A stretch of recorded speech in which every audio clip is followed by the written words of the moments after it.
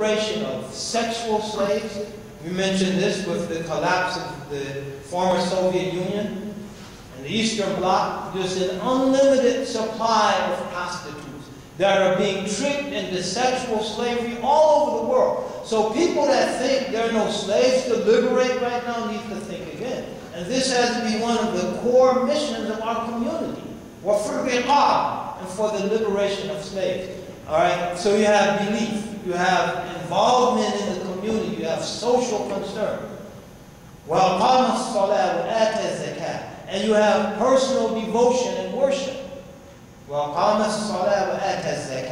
And they establish regular prayer and they pay the charity, pay the zakat. And they have integrity in fulfilling their contracts whenever they convene them.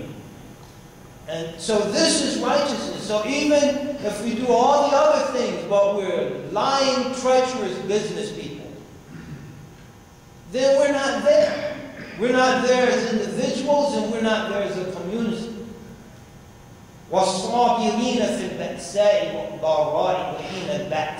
And they're steadfast and patient during all types of tribulation, during disease, during calamities and hardship.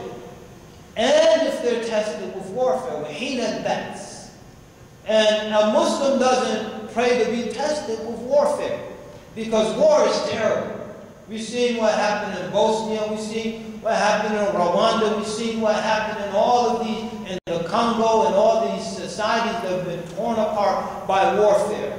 The rapes, the murdering, the brutalizing, Sierra Leone, the amputated limbs. War is terrible.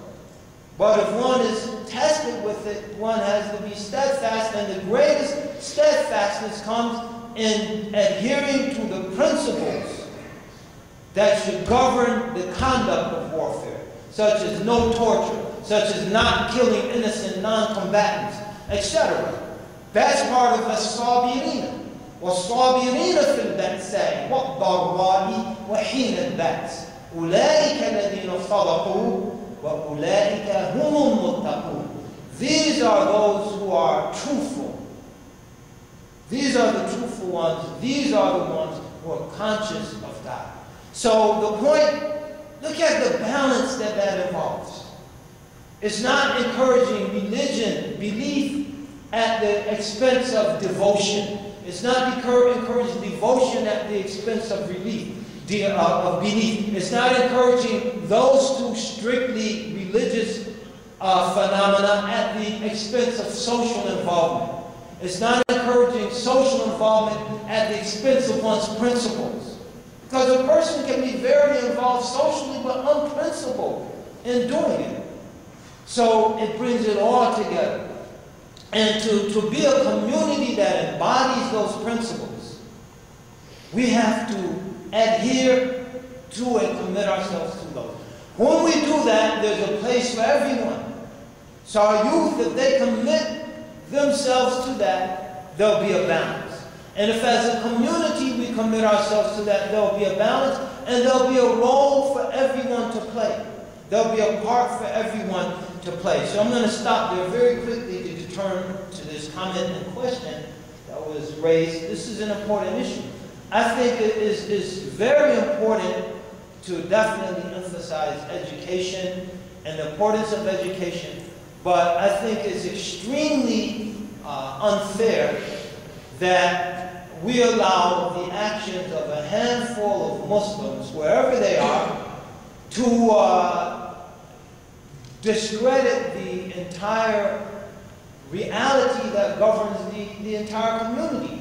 There are whole countries in the Muslim world that you haven't heard any news about a single extremist act. Whole countries is one thing. So secondly, you mentioned Saudi Arabia. I think that we, as opposed to trying to educate Saudis how to be good Americans, we need to educate Americans as how they should get down on the feet and kiss the feet of every Saudi on the face of the earth, because in the 50s, 60s, and 70s, We were taking the oil from Saudi Arabia for virtually free, $3 a barrel, and no Saudi was protesting. And that became the wealth that made the boom of the 80s and 90s even possible in this country, where the value of the stock market quadrupled, and where we saw this tremendous expansion in housing and other things. Where did the liquidity to do that come from? Where did the energy to do that come from? And how were those dollars in turn used that the Saudis got? To buy our treasury bonds so we could run our deficit government. And there were no Saudi extremists running around. So the fact that political events such as the first Gulf War and the current war in Iraq have radicalized a small segment in the Muslim world doesn't mean that the whole Muslim world is flawed. This is something that I think is very important for us to realize. Yes, there are issues we definitely have to address globally, and we have to do it in a fair manner. But as long as we assume that the actions of the Christian world that can lead an entire nation and put all of its resources into a war that's built on lies is not addressed, and the morality and the moral and ethical inconsistencies that involve are addressed, trying to educate Muslims not to be extremists in the places where those policies play themselves out, such as Palestine or Iraq or Afghanistan, is ludicrous, because at the end of the day, they're in their countries minding their business and we're raining bombs down on them. So if over here we can't keep those bombs at home, it will become increasingly difficult to keep that minority of radicalized individuals over there, because they will begin to think of increasingly devious ways to get revenge for their little sister that was blown apart during the latest bombing, to get revenge for their sister whose wedding party was bombed to smithereens in Afghanistan in the name of fighting the Taliban, and the only people that got killed were the bride, the groom, and the guests at the wedding. So unless we take a holistic approach and we sit down and say, look, this problem is not a problem of clashing civilizations. It's a problem of wrong-headed policies and emotional, sometimes irrational responses to those policies.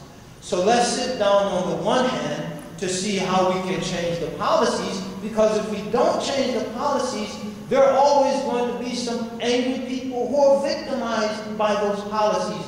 And let's sit down collectively and see how we can realistically, in non-emotional terms, address the irrational responses to those policies. So if we can put our collective heads together and realize there's a lot of work to be done, then we can get somewhere. If we assume that just the Muslim world are all extremists, which definitely isn't true. Most of the people I met in the Muslim world were wonderful people who were concerned about everything the average American's concerned about. How I can feed my family, educate my children, and live a prosperous life. That's what 99.9% of the Muslims I met and lived with in the Muslim world are concerned about. And the other things are issues that are manageable. In conclusion, because I went over the time, I'll give you an example of how the generality of Muslims, another example. Then the Saudi was an example. People of Saudi Arabia love America. They love to come to school and study in America before it became unsafe to do so because of this anti-Saudi hysteria that was put up. They love to buy American products, something I don't agree with. They have malls that look like it could be in the middle of America somewhere, where they imitate shopping like Americans. Again, something I don't agree with, but that's their reality. So to kind of set the whole society up for demonization, I think, is not fair. But another example, this obsession movement. I even wrote something about this. One of the core things they do is present all the Muslims as fascists because Amir Husseini had a relationship with Hitler. That was the Palestinian Mufti, Amin al-Husseini, had a relationship with Hitler. And so they showed the Zig Heil and then a Hezbollah march and the soldiers doing their equivalent of the Zig Heil and say, see, there's the proof. And so what gets lost in the shuffle of that propaganda? First of all, a message is put out that, oh, that's how Muslims are. They're all fascists and they loved Hitler. That is lost in the shuffle. What also gets lost in the shuffle was the critical role that Muslims played, including Palestinian Muslims, in defeating fascism. There were Palestinian brigades in the British Middle East Army and what were called the Buffs. Tens of thousands of Palestinians who fought on every front. Muhammad al-Khamis, the king of Morocco, Muhammad V, saved the Jews from being exterminated by the French Vichy regime that had occupied Morocco. And for his efforts has been nominated this year, ironically, 2008, for the highest civilian award in the state of Israel by the Moroccan Jewish community. That gets lost in the shuffle. The fact that 500,000 Punjabi Muslim soldiers, who constituted 32% of the British Indian Army, far greater than their percentage in the overall population, were considered the most reliable fighters, fought in Burma against Japanese fascism, fought in Europe against Hitler and Mussolini, and gave their lives and were honored for that. That gets lost in the shuffle. And France itself, the army that liberated France from the Nazi occupation, almost at least 40% of those soldiers were Muslims from North and West Africa. From Mauritania, from Senegal, from Algeria, from Morocco, that landed and liberated France from the Hitler's army itself. That gets lost in the shuffle. So the point I'm making is very easy to get caught up in all of this propaganda and begin to make sweeping generalizations, but it's another thing to really get to the fact of the matter so that we can see things as they are and then respond in a productive manner. Because if we don't see things as they actually are, we'll never respond in a realistic manner to address those things.